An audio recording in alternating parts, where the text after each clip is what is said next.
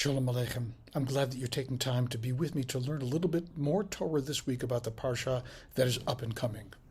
We find that there is a great difference between that which is a vision and that which is a dream. We first encountered this difference with Father Jacob, who, when he's running away from his ancestral home, he finds that he has this dream on the top of a mountain where he sees or imagines or dreams of a ladder that stretches from earth to heaven with angels ascending and descending on it.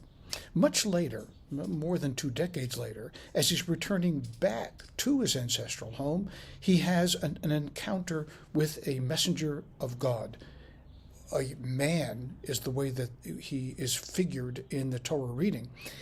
He has this wrestling match with this man from dusk until dawn, and then at the end of it, this person, again an emissary by God, blesses Jacob with a new name and a new portent for a beginning of his new life that starts now. This week's Torah portion has somewhat of a similar configuration.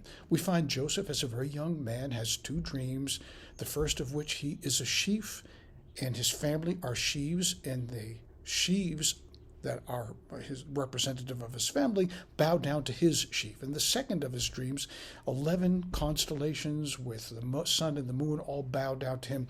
Everybody understands the import of Joseph's dreams, and that's the end of all of Joseph's dreams. Never until we finish all of the stories of Joseph's life do we encounter where Joseph has yet another dream. However, some very important aspect of change in character has occurred inside of this man. We find, for example, when he's in the prison and the baker and the cupbearer of Pharaoh have dreams, Joseph correctly interprets them. And later on, in the court of Pharaoh, Joseph again interprets the dreams of Pharaoh, this time quite correctly. So what has happened in this intervening years? What has occurred inside of this man, Joseph? He's gone from dreamer to interpreter of dreams, the person who had dreams to the person who had visions. The same thing with Jacob. Jacob went from a dreamer to a visionary. And I think that's really the import of these stories that we're reading, because they mirror our life. As young people, we have dreams and aspirations of doing all kinds of things that are akin to magical thinking in the world, that we can do anything. Anything is possible. And as we age, it's not so much about dreams, it's about what we can make a reality, what we can translate from a dream into a vision. And I think this is the imperative that the Torah wants to teach every person that's reading this parsha this week.